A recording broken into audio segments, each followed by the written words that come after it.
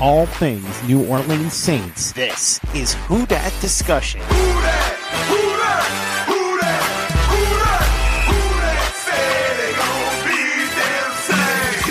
Powered by Overtime Media. What is up, Who Dat Nation? Welcome into another off-season episode of the Who Dat Discussion. As always, I'm your host, Andrew Galata. You could follow me on Twitter at Andrew Galata, and then also you can follow the podcast on Twitter at the Who Dat Dis. And we have a jam-packed episode in store for you guys today. We're going to get into all the roster moves, all the restructures, all the cuts, all the re-signings. We're going to get into all that today. Also look forward to the kind of offensive free agency market and where the Saints could strike there, and kind of say what I would do in that side of the ball, because I do think a lot of people are like, oh, you got to add to the offense, and I actually have kind of a different opinion of kind of taking what you have on the roster and running with it. And at that point, I really feel like the Saints could do that. Maybe you add a few pieces in the draft and a few depth pieces, but right now, I'm actually pretty confident about the Saints offense. Now, I know that, I mean, last year they definitely had their ups and downs, but overall, I thought they played well.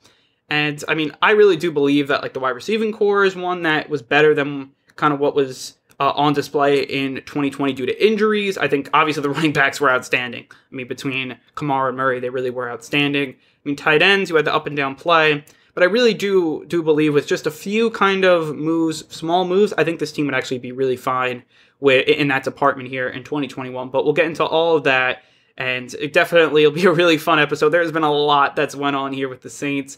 And like as we said, they're trying to get under the salary cap. That's the big thing here. And they started at 100 over the cap. Now they're at 48 or around 48, 49 over the cap. And obviously this is just estimation. So, you know, they're about halfway there, which is, I mean, good to see that you still have a lot of restructures. You definitely see a Terran Armstead restructuring coming, in my opinion. Same with Michael Thomas. And basically, after that happens, and then you already have the Cameron Jordan restructure, the David Onyemata restructure, Demario Davis restructure, and then you see that the Saints aren't trading any of their stars. And that's just kind of what's the case here when you're looking at this 2021 team. The national media was wrong that the Saints would have to gut their roster. And again, it's something that they didn't have to do. I think we all know that. And then now just looking at I really do now looking forward to 2021. You have your core in place. Now you got to fill out the middle class. That's going to be really important. And they'll have to do that with retaining their free agents, getting draft picks, all that fun stuff. But I mean, right now, the salary cap, the Saints could definitely work around it. And that's, I mean, look, a lot of teams are going to have to work around it, but the Saints are definitely right there, and they're definitely the biggest team affected by it. So obviously they're the most over the cap, so they're going to have to figure that out.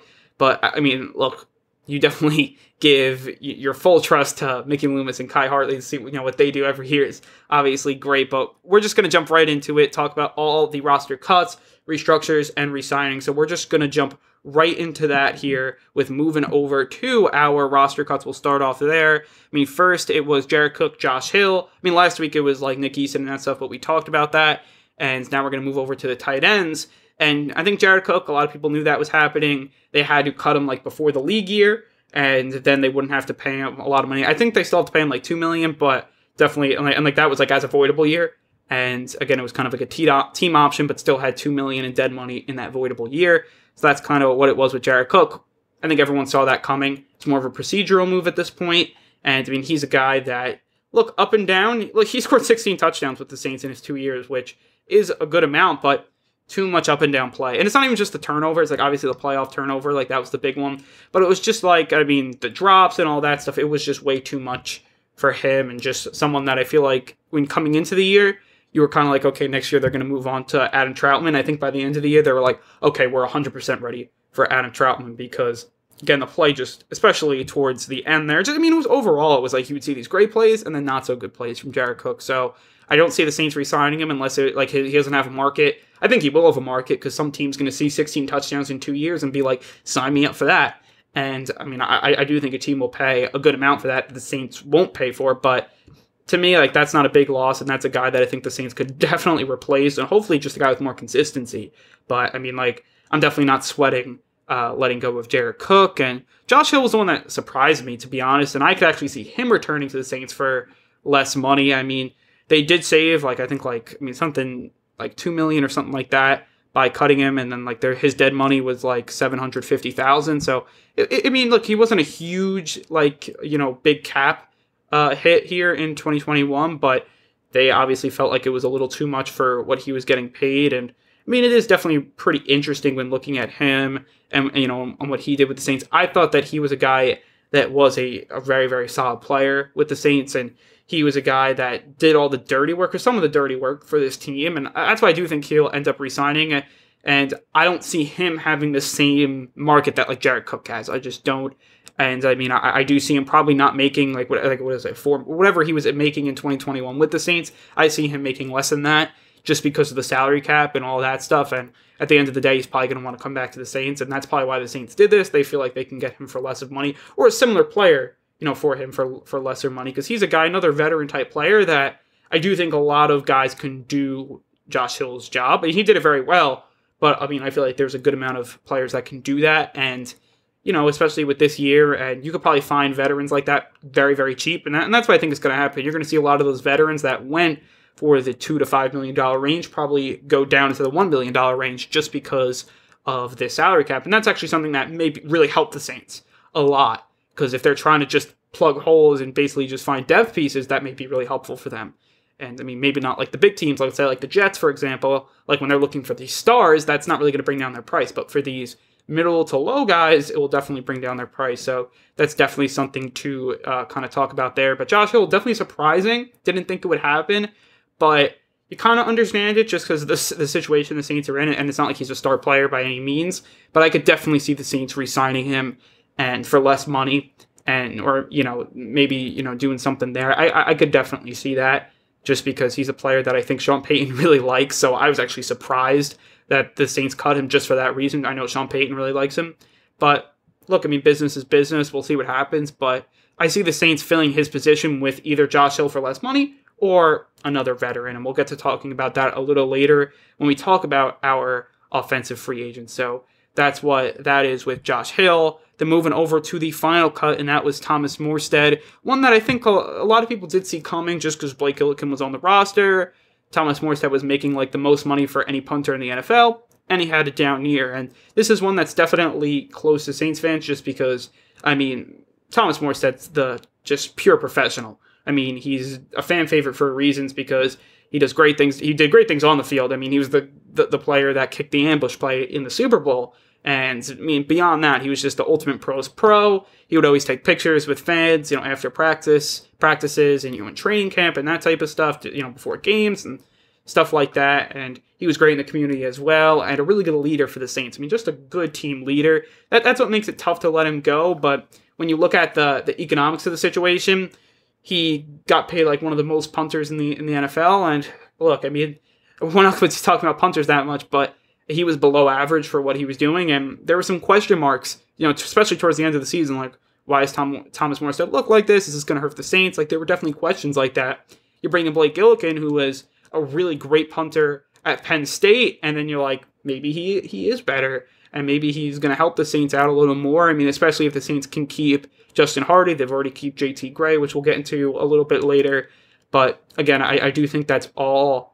It's going to be interesting to see what Gillikin does, but I do have confidence in him, and I have confidence that the Saints made the right move here. I expected it, and it just kind of makes sense. You get to pay Gillikin not that much, and he's probably going to give you just as the Morstead output in 2020 or better. Like, that's just kind of how I see him, and I'm leaning towards better at this point with Gillikin. So that's just kind of the case there with the punter situation.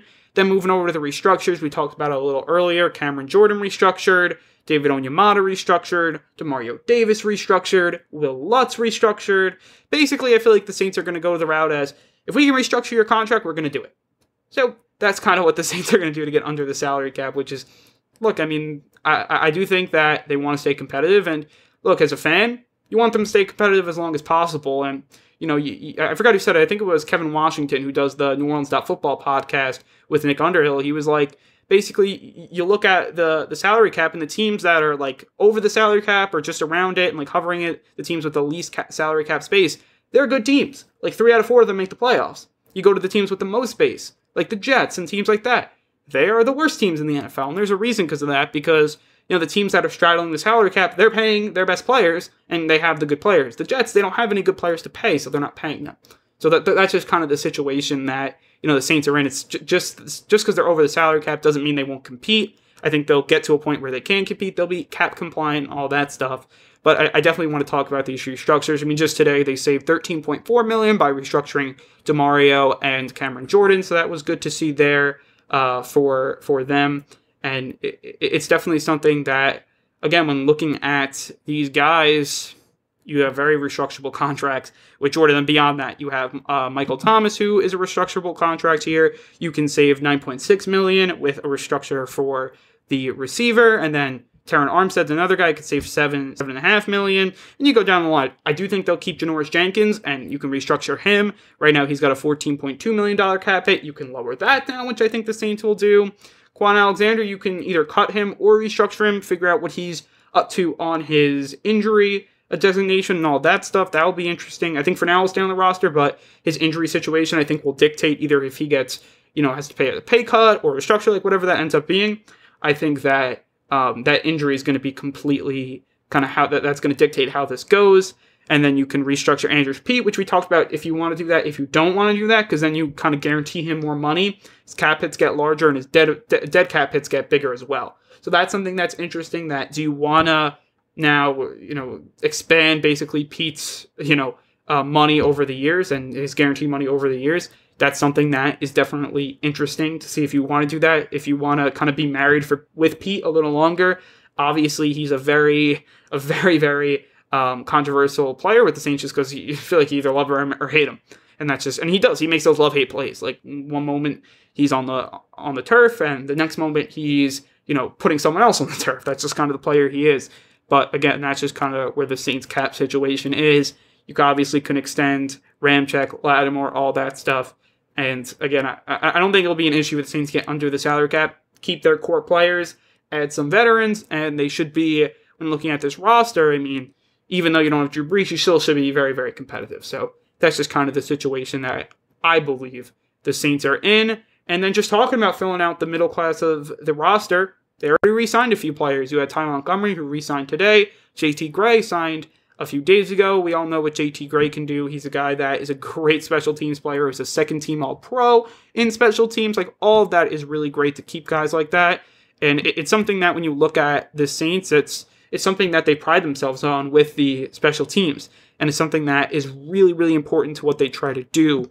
So, I mean, when looking at JT Gray, him, and then also Justin Hardy, putting them together is going to be very, very important. I would re-sign Hardy, like a 3-year deal, maybe like $9 million if you could re-sign. Like, I don't know what he wants, but I'd definitely give him the money because he is a great special teamer, and his cornerbacking skills are supposedly getting better. So maybe he can be a depth player for cornerback as well. So that's definitely something to look at as well when looking at the special teams guys. But JT Gray, 2 years, $4 million. I believe it was like $2 million guaranteed. So, I mean, small deal, but like that's a big signing because you definitely need special teams to be good. They steal possessions. And when you're a good team in the playoffs, you need that, you need good special teams. And it's definitely great to have, especially like if you don't have a Patrick Mahomes at quarterback, you need other ways to steal possessions. This is a great way to do that. So again, that is really great here for the Saints. And look, these unsung players help you win games. They just do, and it's good depth to have.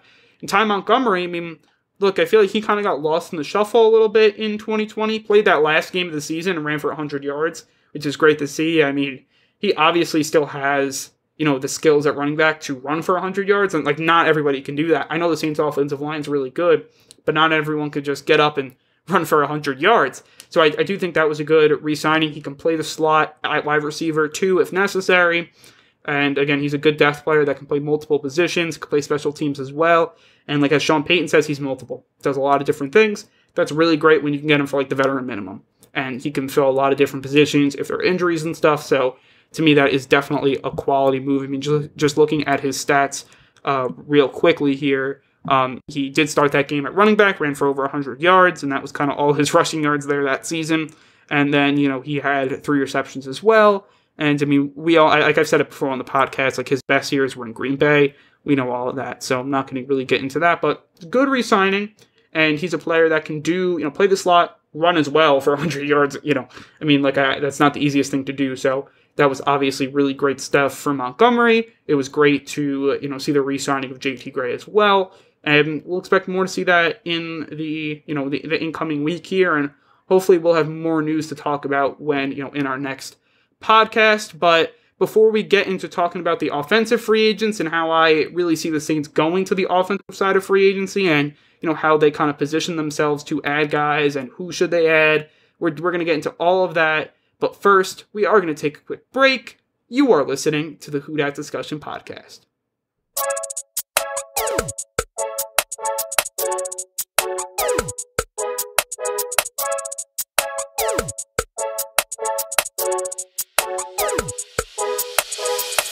Welcome back into the Who Dat Discussion, and now we're going to get into this offensive free agent targets, offensive free agent outlook. Kind of, I'm just going to basically go into what I think the Saints should do here on their offense and kind of just looking at, what they should do and just like who should they target, just at some free agency guys, and kind of what should their strategy be here. So, obviously starting off with the quarterback, we're not going to jump into it too much. We've talked about it a ton. For just the purpose of this segment, let's just say Jameis Winston's back on this roster, like I think a lot of people think he's going to be, and he starts. And look, I feel like when you look at Winston, I know a lot of people, I was like, like I said earlier, a lot of people are putting definitely a lot of expectations on him. I still do think that a lot, but I think that he could be definitely a guy that you can have a lot of success with, and I think he will get better than his time in Tampa Bay, just how much better. And I think that's really where we're going to see his progression, Sean Payton, what he can do for him and all that stuff. But I do want to see him start. I want to see what he has, and maybe we'll see it in like preseason. But let's just say for the sake of this segment, Saints re-sign him, and they're able to then start him. So let's just say he's the quarterback here in 2021, just for this segment. Running back, I wouldn't do anything here. You got Kamara, you got Murray. I know a lot of people are saying Murray could be a cut candidate. I don't think so. I think he's a guy that adds a ton of value to this team, and even with Ty Montgomery, I think that you still want Murray there. Murray had a great PFF grade this year. He ran the ball really efficiently. You're just looking at stuff like yards per carry. He doesn't have that much tread on his tires. We've seen when even Kamara gets hurt, he's able to step in there and be, a serviceable number one starter guy as well. All that stuff really tends well to Murray, having a veteran there to pass block as well. He was a good pass blocker. All that stuff bodes really well for Murray. He's a pretty good pass catcher too. He made a couple of nice plays when he was blocking, and then Breeze just dumped it off to him and he ran for a touchdown. I think that happened twice this season, so that was good to see. I really like where this running back core is. Maybe you re-sign Dwayne Washington, but if you're going in with either the three guys they have on the roster currently, or they go on, the four guys they had on last year, I really like what this running backs core is doing. You're hoping Kamara comes back, is his, Pro Bowl All-Pro self. I do think he'll do that. I honestly really excited to see the Saints running backs again because they were just outstanding in 2020. Then the wide receivers, this is one where I think a lot of people, maybe differ with my opinion, because I don't think the Saints have to add much. I actually kind of like where they're at. I would keep Emmanuel Sanders.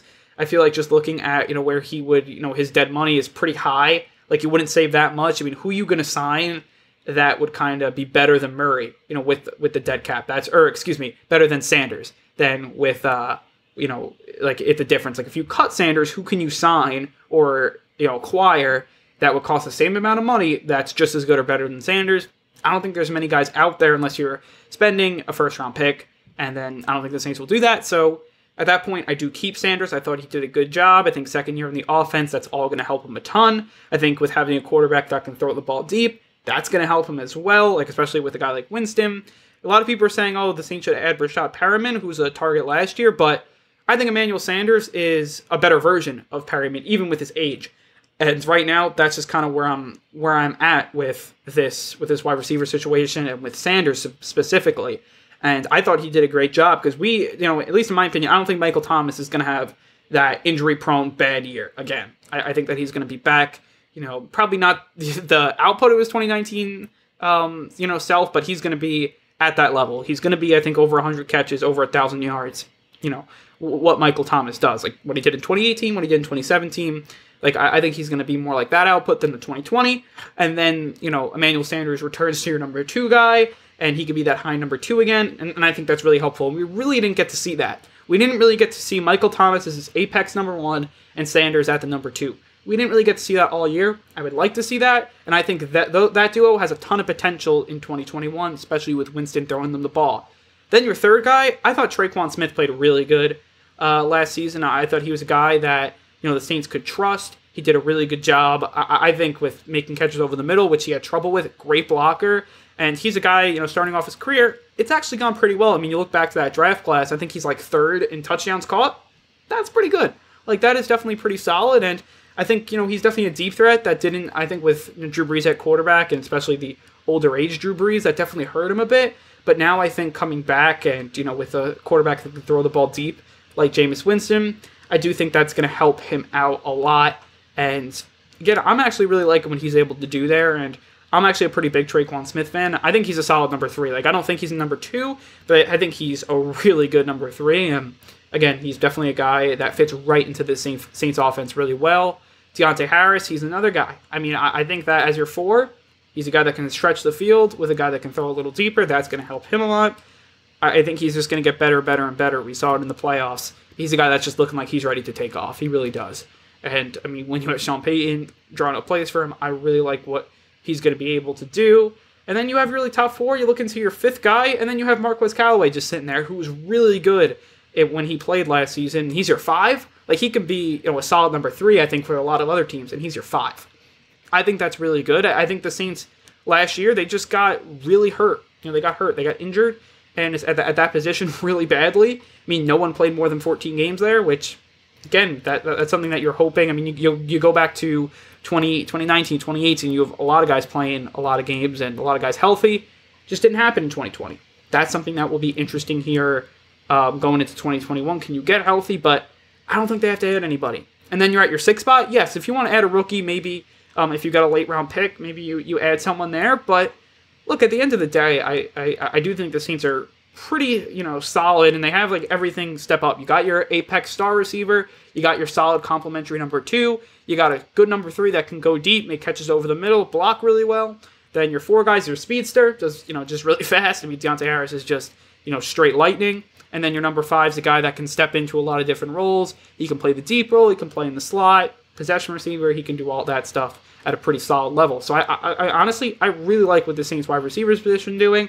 I wouldn't touch it. I mean, maybe you want to add a piece, but I wouldn't get rid of and add. Like, I wouldn't really, temper with it a lot. I would just basically go into the season. Maybe you want to add a rookie, a late-round rookie. But I do like what the Saints wide receiver corpse is looking at just right now, and I wouldn't do anything to change it, I really like what they're able to do. Tight ends, where, everything's getting a little bit, fishy, I guess you want to say. I mean, because you just cut 2 out of your 3 tight ends from last year. That means you're, hoisting up Adam Troutman into your number 1. Which, I mean, I think this team does have a lot of confidence in him, and I think he's going to end up being their number 1. But this is where I start looking at free agent options and kind of where the Saints could add. And I would like to see the Saints just add pieces that kind of complement Troutman and not, like, overtake him. Like, I wouldn't sign someone like a starting tight end, like a Hunter Henry or like a Kyle Rudolph. I'd more sign a guy that's going to be a complement. I think a great player would be Trey Burton for this team. Burton's a good blocker. He's already known what it's like to be a number 2 when he was with Zach Ertz, and Ertz was also young too, so he's played with that young, kind of up-and-coming tight end already. I mean, he's a guy that played pretty well. I mean, just looking at last season, he was with the Colts, I believe, and he, had a pretty good season. He had 3 touchdowns, I believe 28 catches. So, I mean, look, it's not great, but he's a guy that could block well, could receive pretty well too. And I think he could add with the Saints and give them just a nice depth role. I mean, just looking at, he shouldn't cost them that much. I think like $2 to $3 million. And I think he's a really nice number 2. And he slots in there nicely. Like if you had, and let's say you re-signed Josh Hill, like if you had those 3, I'd be very, very happy with this group going into 2021. I think it's a group that is solid if Troutman takes that next step. And I actually think he's going to. I mean, I think he did a really great job blocking. Like a really great job. And honestly, I just think that when you're looking at all the receivers, kind of the Saints had last year, I just think that they never got, like him and Brees never got on the same page. And I don't think he had a bad receiving season, but it was definitely kind of below. Like, he was a really great receiver at Dayton, and then just really didn't transfer in his first year. But, I mean, that's kind of what tight ends, kind of what happens usually. Like, usually first year receiving isn't that high. Because also, I mean, you look at all those tight ends, like you had Jared Cook, who was catching passes. You had Josh Hill catching passes. Taysom Hill was catching passes. A lot of different guys were, he was definitely fighting for targets. So, again, I think he's a guy that when he's the number 1 and he's actually getting targets, he's getting open, a lot of routes drawn up for him, I think will actually be a solid tight end. And that's something that I want to see. I mean, if you want to see the Saints spend a little more money, maybe Gerald Everett's a guy. He can step in and, probably play that Jared Cook role. Maybe you want to add Jared Cook back. I don't see the intrigue in that right now. Jonnu Smith's a guy who's young, 26 years old, and he's a guy that, played over 700 snaps, caught 8 touchdowns. I mean, he's definitely a guy that's up and coming, and if I really wanted to go for that number 1 tight end, I would go for Jonnu Smith. I think he's a really really solid player. I believe Ross Jackson, he's really in on Jonnu Smith, so that's definitely something that's interesting to look out for. I mean, he's a guy that if the Saints wanted to break the bank at the position, you go for a guy like him, but I don't think they do. I think they have a lot of, a lot of really hope in Troutman, and I think that he's going to end up being the starter. And then they add someone like Burton and probably another guy like Josh Hill. Maybe they add someone in the draft, but I'd be surprised if they went back-to-back drafts with tight ends, especially like in the top 3 rounds. Like maybe they had like a late round, but they don't have really the late round picks. So it'd be interesting to see what they do, but I do see them adding 2 veteran-type tight ends that really complement well with Troutman there. So that's kind of what I see the Saints doing at the tight end position. And then you kind of go further to the offensive line. And I think the Saints got their 5 starting offensive linemen kind of in place. You have Armstead, you have then Pete, McCoy, then you have Cesar Ruiz, and then obviously Ryan Ramczyk. I think they'll extend Ramczyk. I think he'll be on this team long term. I may see them drafting a guy, but I don't think they'll get anybody in free agency to start. I do see them getting that 6-man. I see them re-signing a guy like James Hurst. I really can see him being like that 6-man type. And then you got to look at maybe re-signing Nick Easton, like if he's willing to come back for lesser money, or a guy like Senio Calamente to be your 6-man. I think the Saints do need that, and I would like to add 2 of those guys, like a James Hurst, and then a guy like Senio Calamente. Again, maybe I would, like at that point, like let's say I didn't have that much money to spend there, I'd probably go for the Trey Burton $2 to $3 million, and then also add, your 2, your Hurst at $2 million, and then Senio Calamente probably for around the same, maybe like a little more, but around the same with Nick Easton, maybe like $3 or $4 million, and then kind of those are my prices, and we'll see who comes. And again, that's kind of where I look at this group. Like if I had $10 million to spend at, the non-quarterback offensive positions in free agency, I'd give it to 2 tight ends and 2 offensive linemen and depth pieces. That's just what I do. And I think the Saints, if they have $10 million, let's say like that was their slotted amount, maybe it's a little less, maybe it's a little more. But I do think the Saints would then move in that direction for the offense. And those are the guys that I am definitely targeting when looking. I mean Senio Calamente, he's a guy that really projects nicely like a Nick Easton, just an average player. But if you get an average player and kind of a starter to play your guards positions and can move around to a lot of different places, that's really helpful. And especially when you have like Andrus Peat, who could play tackle in a pinch, like if you needed to, like long term, and you didn't have a tackle on the roster, but then you have James Hurst, who I really like. And I think he's a guy that may even, be better than the Nick Eastons and the Senio Calamentes. I mean, he's a guy that did play well last year in his limited play. Maybe that had to do with him playing with, one of the best offensive lines in the league with what the Saints have. But I like him being maybe a 6-man. Maybe he kind of, takes that next step to become the 6-man. He's not like just the reserve tackle. He's now the reserve 6-man. I could definitely see that too. But I actually see them adding like more of an Easton guy and then a Hurst on top of that. And I think they know that the offensive line is really important. Depth at the offensive line is really important. And they'll probably spend money for that over to get like another receiver. That's just kind of how I think. I honestly think this receiving room has a lot of depth. I mean, I don't know why a lot of people don't see that. Like, you just found a great find in the undrafted free agent market with Marquez Callaway. The year before, you found one with Deontay Harris. Like, I'd go back to that pool because you seem to have a lot of success there. Maybe you could find another guy. I mean, you really don't know. And they've had success in that pool in years past as well. So, I mean, like, or maybe you go, like, late round draft. Like, I mean, again, that's what kind of I see this group, and then you kind of add a few veterans on the offensive line, add a few veterans at tight end, and I really think this offense is set. You bring Jameis Winston in here, he's got a ton of weapons. I mean, you got your star players with Kamara and Thomas, you got, your second tier, players with, Emmanuel Sanders, Latavius Murray, and then guys like Deontay Harris, Traquan Smith, and then you even have depth pieces like, Marquez Callaway, Ty Montgomery, whoever you're adding at the tight end position, maybe a guy like Trey Burton. That's where I really feel like this Saints group is going to be. And I'm actually pretty excited to see this offense. I think when they're healthy, and I think they're going to be, like last year, that skill position group just got ravaged. I mean, it was really just Alvin Kamara was the only one that was fully healthy basically all year, and he didn't play 16 games. So, I mean, like, no one really played 16 games. You just didn't have a lot of health there, and you still were really successful. It's not like you were bad. I mean, the Saints still had a lot of, firepower at the skill position group. I mean, I definitely say that. And that's just kind of where I feel where they are. And right now, I mean, I'd go back probably looking, we're going to get more health out of the group. And, you're getting guys that are now progressing in their career, and you hope them to take the next steps. Guys like Traquan Smith, guys like Deontay Harris.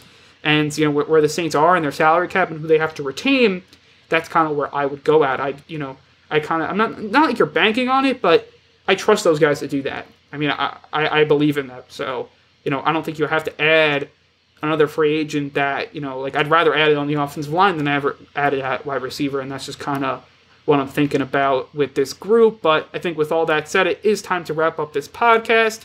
If you like what we're doing here at the Who Dat Discussion, you should definitely follow us on all of our social media platforms. That means on Twitter, you can follow us at the Who Dat Dis. On Instagram, you can follow us at Who Dat Discussion. On YouTube, definitely subscribe. This podcast will also be up there, so definitely check that out as well. On there, we're just, at the Who Dat Discussion, like all of our other pages, so that's definitely great too. And then if you want to listen to the Who Dat Discussion, you can listen to it on basically anywhere you get any of your podcasts. That means iTunes, Spotify, Google Play. You guys know the drill about all that stuff.